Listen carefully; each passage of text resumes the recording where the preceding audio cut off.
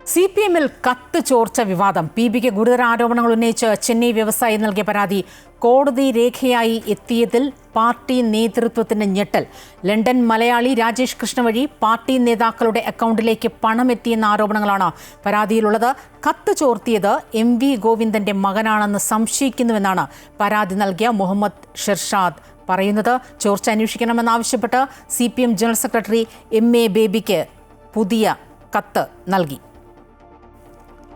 വിവരങ്ങളുമായി അൺഫിലിറ്റ് ഡിസൂസ ചേരുകയാണ്. അൺഫിലിറ്റ്, ഞാൻ മനസ്സിലാക്കിയിടത്തോളം CPM-നെ, പാർട്ടിയെ അങ്ങേയറ്റം പ്രതിരോധത്തിലാക്കുന്ന ഒരു മറുപടി തന്നെയാണ്, ഒരു വിവാദം തന്നെയാണ് ഇപ്പോൾ ഈ ഒരു മണിക്കൂറിൽ പുറത്തേക്ക് വരുന്നത്. അതിൽ ഏറ്റവും രസകരമായ കാര്യം, ഒരു പരാതി, ഒരു CPM പാർട്ടി അനുഭാവി PB എന്ന പാർട്ടിക്കുള്ളിലെ ഒരു അങ്ങേയറ്റത്തെ ഉയർന്ന ഒരു സംഘടനാ തലത്തിലേക്ക് നൽകിയ ഒരു പരാതി ഹൈക്കോടതിയിൽ, ഡൽഹി ഹൈക്കോടതിയിൽ ഒരു രേഖയായി, മാനനഷ്ട കേസിലെ ഒരു രേഖയായി പുറത്തു വരുമ്പോൾ ഈ പാർട്ടിക്കകത്ത് തന്നെ എവിടെയൊക്കെയാണ് വിശ്വാസ്യത ചോർന്നത് എന്ന് നമ്മൾ സംശയിക്കേണ്ടിയിരിക്കുന്നു. തീർച്ചയായും സ്വപ്ന, പാർട്ടി സംസ്ഥാന നേതൃത്വത്തെ ഏറ്റവും അധികം പ്രതിരോധത്തിലാക്കുന്ന ഒരു വിഷയം തന്നെയാണ്, ഒരു വിവാദം തന്നെയാണ് ഇപ്പോൾ തലപൊക്കി വന്നിരിക്കുന്നത്. പ്രത്യേകിച്ച് തെരഞ്ഞെടുപ്പ് അടുത്തിരിക്കുന്ന ഈ വേളയിൽ, തെരഞ്ഞെടുപ്പ് വർഷത്തിലേക്ക് കടന്നിരിക്കുന്ന വേളയിലാണ് CPM-ലെ അതും ഈ ആരോപണം ഉയർന്നിരിക്കുന്നത്. CPM-ലെ മന്ത്രിമാര്, മുൻ മന്ത്രിമാർ, MP-മാർ, MLA-മാർ, മുൻ MLA-മാർ അടക്കമുള്ള CPM എല്ലാ പ്രമുഖർക്കുമെതിരെയാണ് ഇപ്പോൾ അന്വേഷണവും ശക്തമായ ആരോപണമാണ് ഇപ്പോൾ ഉയർന്നിരിക്കുന്നത്. സാമ്പത്തിക ഇടപാടുകൾ സംബന്ധിച്ച് 2022 നൽകിയ രേഖകൾ, ആ രേഖക്ക് ഒരു പരാതി നൽകിയിരുന്നു. ആ പരാതി വലിയ രീതിയിൽ തന്നെ അന്വേഷണമോ അല്ലെങ്കിൽ അതിനെക്കുറിച്ച് യാതൊരുവിധ ചർച്ചകളും നടക്കാതിരുന്നു. 3 വർഷങ്ങൾക്ക് ഇപ്പുറമാണ് അതിനെ സംബന്ധിച്ച് ആ രേഖ, അന്ന് 2022 നൽകിയ രേഖ ഇപ്പോൾ ഡൽഹി ഹൈക്കോടതിയിൽ മാനനഷ്ട കേസിന്റെ രേഖയായി മാറിയപ്പോഴാണ്, അതൊരു പൊതുമണ്ഡലത്തിൽ ആ കത്ത് വന്നപ്പോഴാണ് വലിയ രീതിയിൽ ഇത് ചർച്ചയാവുകയും അന്ന് കത്ത് നൽകിയ വ്യക്തി തന്നെ ഇപ്പോൾ പരാതിയുമായി രംഗത്ത് വരികയും ചെയ്തിരിക്കുന്നത്.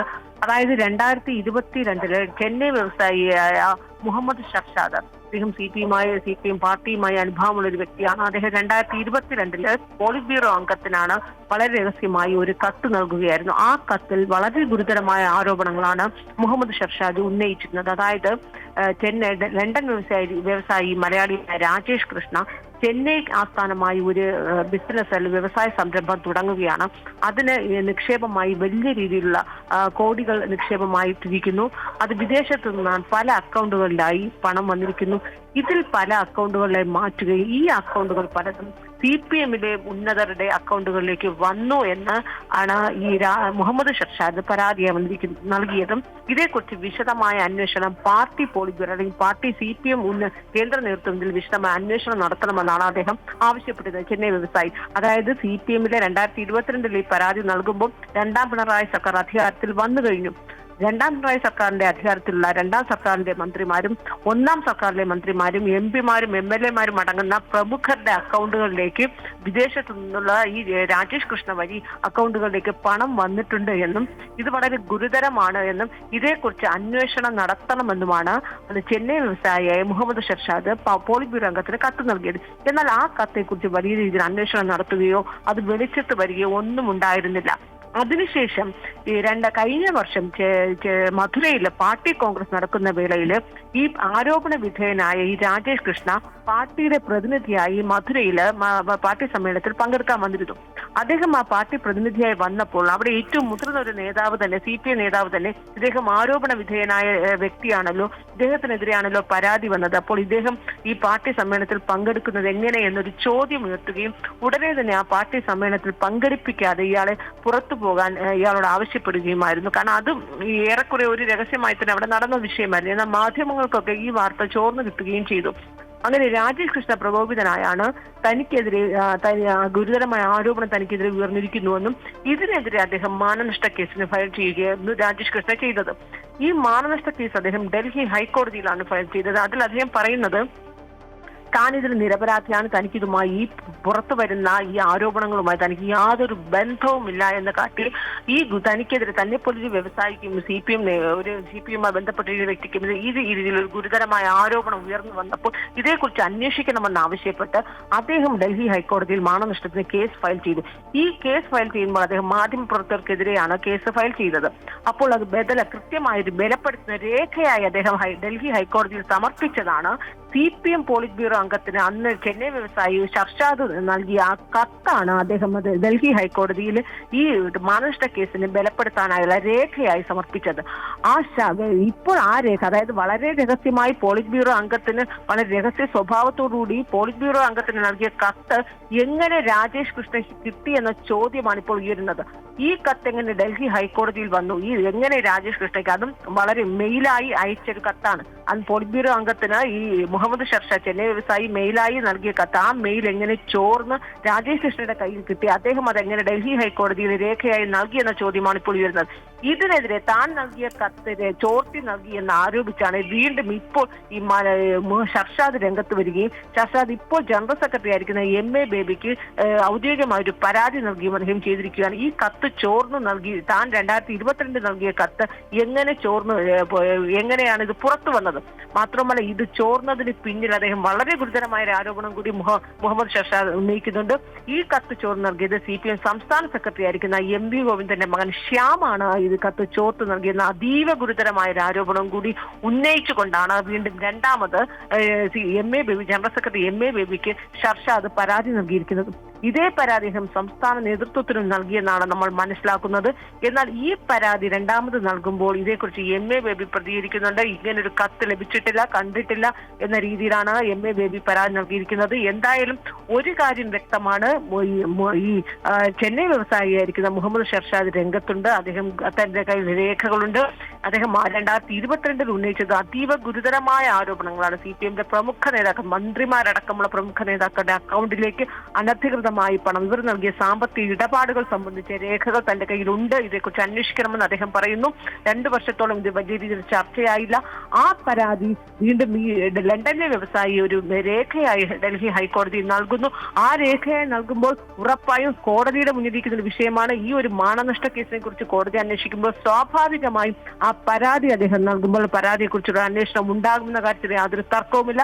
അങ്ങനെ ഇതൊരു തുടരന്വേഷണമൊക്കെ ഉണ്ടാകുമ്പോൾ CPM സംസ്ഥാനത്തിലെ പല പ്രമുഖർ, മന്ത്രിമാരടക്കമുള്ള പല പ്രമുഖരുടെയും അക്കൗണ്ടുകളിലേക്ക് എങ്ങനെ പണം വന്നു, ഇതേക്കുറിച്ചുള്ള അന്വേഷണം നടക്കുമ്പോൾ ഉറപ്പാണ് CPM സംസ്ഥാന നേതൃത്വം കടുത്ത പ്രതിരോധത്തിലാവുന്ന, പൂർണ്ണമായും വെട്ടിലാവുന്ന ഒരു ആരോപണമാണ് ഈ തെരഞ്ഞെടുപ്പ് വർഷത്തിൽ ഉണ്ടായിരിക്കുന്നത്. തീർച്ചയായും ഇവിടെ ഉയർന്നു വരുന്ന രണ്ട് കാര്യങ്ങളാണ്. ഒന്ന്, CPM സംസ്ഥാന സെക്രട്ടറി MV ഗോവിന്ദന്റെ മകന്റെ പേര് എങ്ങനെ വളരെ കൃത്യമായി ഈ ചെന്നൈ വ്യവസായി ആ ഒരു രണ്ടാമത്തെ പരാതിയിൽ MA ബേബിക്ക് അയച്ച പരാതിയിൽ ഉന്നയിക്കുന്നു എന്നത് ഒന്നാമത്തെ ചോദ്യം. രണ്ടാമത്തേത്, ഈ രണ്ടാമത്തെ കത്ത് കിട്ടിയ കാര്യത്തിൽ MA ബേബിയുടെ പ്രതികരണം എന്തായിരുന്നു എന്നാണ്. ഒന്നുകൂടി ആവർത്തിക്കാമോ? അതായത് അദ്ദേഹം ഈ ഒരു കത്ത് കിട്ടിയതായി സ്ഥിരീകരിച്ചിട്ടുണ്ടോ ഇല്ലയോ? അദ്ദേഹം MA ബേബി ഇങ്ങനെ ഒരു കത്ത് താൻ കണ്ടിട്ടുമില്ല, കേട്ടിട്ടുമില്ല, ഇങ്ങനെ ഒരു കത്ത് താൻ ലഭിച്ചിട്ടില്ല എന്ന രീതിയിലാണ് അദ്ദേഹം പ്രതികരിക്കുന്നത്. ഏറ്റവും ഒടുവിൽ അദ്ദേഹം പ്രതികരിക്കുമ്പോൾ തനിക്ക് ഈ കത്തിനെ കുറിച്ച് അറിയില്ല, അതായത് രണ്ടാമത് തനിക്ക് ഇങ്ങനെ ഒരു പരാതി ലഭിച്ചിട്ടില്ല. 2022 അന്നും അത് MA ബേബി പോളിറ്റ് ബ്യൂറോ അംഗമാണ്. അന്ന് ഈ രീതിയിൽ പോളിറ്റ് ബ്യൂറോയിൽ ഒരു പരാതി ചെന്നൈ വ്യവസായിയായ മുഹമ്മദ് ഷർഷാദ് ഈ രീതിയിലൊരു പരാതി നൽകിയതിനെ കുറിച്ച് പോലും തനിക്ക് അറിയില്ല. ഇതേക്കുറിച്ച് യാതൊരു അറിവും തനിക്കില്ല എന്ന രീതിയിലാണ് ഇപ്പോൾ MA ബേബി ഈ ഒരു വിഷയത്തിൽ പ്രതികരിച്ചിരിക്കുന്നത്. സ്വാഭാവികമായും CPMന്റെ സംസ്ഥാന നേതാക്കളും നേതൃത്വവും അതേ രീതിയിലുള്ള പ്രതികരണം തന്നെയാകും ഉണ്ടാവുക. സംസ്ഥാന നേതൃത്വം ഇതിനെ എങ്ങനെ ഈ ഒരു വിഷയത്തെ നേരിടുമെന്നാണ് അറിയേണ്ടത്. ഒരുപക്ഷെ രണ്ട് രീതിയിലായിരിക്കും. ഒന്നുകിൽ ഈ ഒരു പരാതിയോ അല്ലെങ്കിൽ ഈ ഒരു വാർത്തയോ പൊതുവെ ഇങ്ങനെ ഒരു സംഭവം പൂർണ്ണമായി അവഗണിച്ച് മുന്നോട്ട് പോകാനായിരിക്കും തീരുമാനിക്കുക. പക്ഷെ അവഗണിച്ച് മുന്നോട്ട് പോവുകയാണെങ്കിൽ ഇപ്പോൾ ഇത് ഹൈക്കോടതിയുടെ മുന്നിലിരിക്കുന്ന ഒരു വിഷയമാണ്. ലണ്ടൻ വ്യവസായി രാജേഷ് കൃഷ്ണ ഈ രേഖ അടക്കം ചൂണ്ടിക്കാട്ടിയാണ് ഇപ്പോൾ പരാതി നൽകിയിരിക്കുന്നത്. പോളിറ്റ് ബ്യൂറോയ്ക്ക് അയച്ച കത്തടക്കം ചൂണ്ടിക്കാട്ടി ഡൽഹി ഹൈക്കോടതിയിൽ ഒരു കേസായിരിക്കുമ്പോൾ എങ്ങനെ ഈ വിഷയം അവഗണിച്ച CPM നേതാക്കൾക്ക് ഇതിൽ കണ്ടില്ല അല്ലെങ്കിൽ ഇതേക്കുറിച്ച് അറിയില്ല എന്ന അവഗണിച്ച് ഈ വിഷയം എങ്ങനെ മുന്നോട്ട് പോകാനാകുമെന്നൊരു ചോദ്യം. അത് ഒരുപക്ഷെ അങ്ങനെ അല്ല എങ്കിൽ ഇത് കൃത്യമായി ഇത് നേരിടാനാണ് തയ്യാറെടുക്കുകയാണെങ്കിൽ CPM നേതൃത്വം കൃത്യമായി ഇത് പ്രതിരോധിച്ച് ഇതിൽ കൃത്യമായി മറുപടി പറഞ്ഞാണ് മുന്നോട്ട് പോകാൻ അവർ തീരുമാനിക്കുന്നതെങ്കിൽ ഉറപ്പായും അതിന് നിരവധി ചോദ്യങ്ങൾക്കായിരിക്കും CPM നേതാക്കൾക്ക് മറുപടി പറയേണ്ടി വരിക. കാരണം ഇത് അങ്ങനെ ഒരു വളരെ ഗുരുതരമായ ഒരു ആരോപണമാണ്. സാമ്പത്തിക തിരിമറി, സാമ്പത്തികമായ ക്രമക്കേട് രൂപയുടെ സാമ്പത്തിക ഇടപാടുകൾ നടന്നിരിക്കുന്നു. ഒരു ലണ്ടൻ വ്യവസായിയായിരിക്കുന്ന ഒരു മലയാളി എന്തിനായിരിക്കണം CPM നേതാക്കൾക്ക്, മന്ത്രിമാരടക്കമുള്ള ഉന്നത നേതാക്കളുടെ അക്കൗണ്ടുകളിലേക്ക് പണം നൽകിയത്? എന്തിനായിരിക്കും? എന്തിന്റെ പുറത്താണ് ഇങ്ങനെ നൽകിയത്? അങ്ങനെയാണെങ്കിൽ കൂടി അതിൽ എത്രത്തോളം വാസ്തവമുണ്ട്? ഇത് ഏത് രീതിയിലുള്ള ഇടപാടുകളാണ് നടന്നത്? 2022 ഇങ്ങനെ ഒരു പരാതി വന്നപ്പോൾ എന്തുകൊണ്ട് പാർട്ടി നേതൃത്വം ഇതേക്കുറിച്ച് അന്വേഷിച്ചില്ല? അങ്ങനെ നിരവധി ചോദ്യങ്ങൾക്ക് മറുപടി നൽകുന്നു. അതിനപ്പുറത്തേക്ക് സ്വപ്നം ചൂണ്ടിക്കാട്ടിയതുപോലെ ഈ കത്ത് ചോർത്തി നൽകിയത് സംസ്ഥാന സെക്രട്ടറി MV ഗോവിന്ദന്റെ മകൻ ശ്യാം ആണെങ്കിൽ അങ്ങനെ ഒരു ആരോപണം ഈ ചെന്നൈ വ്യവസായി നൽകുമ്പോൾ ശ്യാം എന്തുകൊണ്ടായിരിക്കും ഈ രീതിയിൽ സംസ്ഥാന സെക്രട്ടറിയുടെ മകൻ തന്നെ ഈ കത്ത് ചോർത്ത് നൽകിയത്? എന്തുകൊണ്ടായിരിക്കും? എന്തുകൊണ്ടാണ് ഈ ശ്യാമിന് ഇതിനോടുള്ള താല്പര്യം എന്താണ്? എന്ത് വ്യക്തി താല്പര്യത്തിന് പുറത്താണ്? ഇതിൽ ഒരു ബന്ധവുമില്ലാത്ത പാർട്ടിയുമായി യാതൊരു അദ്ദേഹം പിതാവ് സംസ്ഥാന സെക്രട്ടറി ആയിരിക്കും എന്നതിനപ്പുറത്തേക്ക് ശ്യാമിന് ഇതുമായി എന്ത് ബന്ധമാണ്, എന്ത് താല്പര്യമാണ് ഉള്ളത്? ആ രീതിയിൽ നിരവധി ചോദ്യങ്ങൾക്ക് ഉത്തരം നൽകേണ്ടി വരും CPM നേതൃത്വം. മാത്രമല്ല ഇനി വരുന്ന മണിക്കൂറുകളിൽ തന്നെയും പ്രതിപക്ഷം വലിയ രീതിയിൽ, അത് കോൺഗ്രസ് ആയാലും BJP ഒക്കെ ആയാലും തെരഞ്ഞെടുപ്പ് വർഷത്തിലേക്കാണ് കടന്നിരിക്കുന്നത്. ഈ 2026 തുടർഭരണം കിട്ടും എന്ന ആത്മവിശ്വാസത്തോട് പാർട്ടി മുന്നോട്ട് പോകുന്ന ഈ വേളയിൽ CPM നേതൃത്വത്തെ, സംസ്ഥാന നേതൃത്വത്തെ പൂർണ്ണമായും വെട്ടിലാക്കുന്ന ഒരു സാമ്പത്തിക ഇടപാടിന്റെ കഥകൾ ഇപ്പോൾ പുറത്തു വരും. എത്ര തന്നെ അവഗണിച്ചത്, ഇത് വെറും ഒരു ആരോപണം മാത്രമാണെന്ന് എത്ര കണ്ട് അവഗണിച്ചു പോയാലും ഡൽഹി ഹൈക്കോടതി ഇത് രേഖയായി നൽകിയിരിക്കുകയാണ്.